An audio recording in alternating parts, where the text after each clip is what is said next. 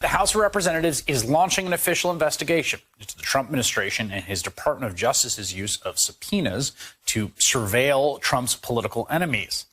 After learning that Trump's DOJ had secretly subpoenaed, with gag orders, phone and data records from everyone from Adam Schiff to the New York Times, Washington Post reporters, we learned over the weekend Trump's DOJ even got data from the president's own lawyer. That's right. Trump's Justice Department subpoenaed Apple for information in February 2018 about an account that belonged to Don McGahn, Trump's White House counsel at the time. Now, this secretly happened, like all these other subpoenas happened, right, under a gag order, which meant that no one was allowed to say anything. And it recently lapsed, which allowed Apple to inform former White House counsel Don McGahn, oh, by the way, your data had been seized. Now, at one level, it's insanely paranoid to secretly subpoena your own White House counsel. Also shows just how widely aggressive the Trump DOJ was wielding this power. Just over an hour ago, the chairman of the House Judiciary Committee announced that they will open a formal investigation into the Department of Justice's surveillance of members of Congress, journalists, and others, saying the reports of spying raise serious constitutional and separation of power concerns. One of the reporters who broke the news that Trump's Justice Department spied on his own White House counsel, New York Times Washington correspondent, Pulitzer Prize-winning journalist Charlie Savage, and he joins me now. First, let's just start with the basics here. I mean, this one really put my jaw on the floor. Your own White House counsel. I mean, you know, we know that Trump doesn't think particularly highly of Adam Schiff and, thought the New York Times and other places were sort of his enemies and was a leak investigation. Do we know when this happened, what the context was? Some, but not all. And I would say that, this is not Trump ordering any of this. This right. appears to be the Justice Department. And we don't even, in terms of McGahn, we don't even know if it's the main Justice Department or it could be the Mueller investigation, which is kind of sort of the Justice Department. All we know is that in February of 2018, Apple received a grand jury subpoena for information about the account of Don McGahn.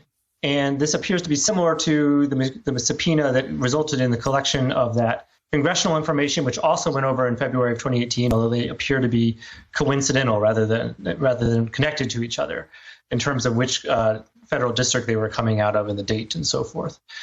So one of the common techniques in a criminal investigation of various types is that when you're looking at somebody, you get all of their phone records or email records, and then you have this long list of phone numbers that called them, and you don't know who those people are, or email addresses that interacted with them. And so investigators often use a grand jury subpoena to a company like Apple or Google to say, do you have any accounts that are linked to this phone number or this email address? If you do, please tell us what the name is, what the address is, what the credit card number is, where they've been logging on from. Basically, they're trying to identify the social networks of the suspect. Right. And so what appears to be happening here is that McGahn was swept up in a subpoena like that, or an investigative effort like that, similar to how members of Congress were swept up in a subpoena that sought 109 account information about 109 phone numbers and email addresses about someone they were looking at for a leak investigation in Congress. So this is not, as far as we know, targeting Adam Schiff or Don McGahn. Nevertheless, it's really extraordinary that the sitting White House counsel, the now chairman of the House Intelligence Committee, could have their data so easily swept in by federal prosecutors and not even be told about it for years and years. Right. I mean, I guess if it's a fairly normal or standard method of investigation and to go about this sort of like crawling through this network, what's not normal is the people that appear to keep getting these things, who are some of the most powerful public figures. I mean, you've got, minority ranking member of the Intelligence Committee, you've got the own White House counsel, and a Department of Justice, again, that is okaying all this, right? At some level, both judges and senior officials at DOJ, do we know who's saying yes, keep going, this is fine? Or do we think that there's it seems to me there'd be some break on this. There'd be some governor that someone says, by the way, I think we're going to run down the White House counsel stuff. What do you think of that? Yeah, so that's one of the big questions that members of Congress and also the Justice Department Inspector General are now starting to look into.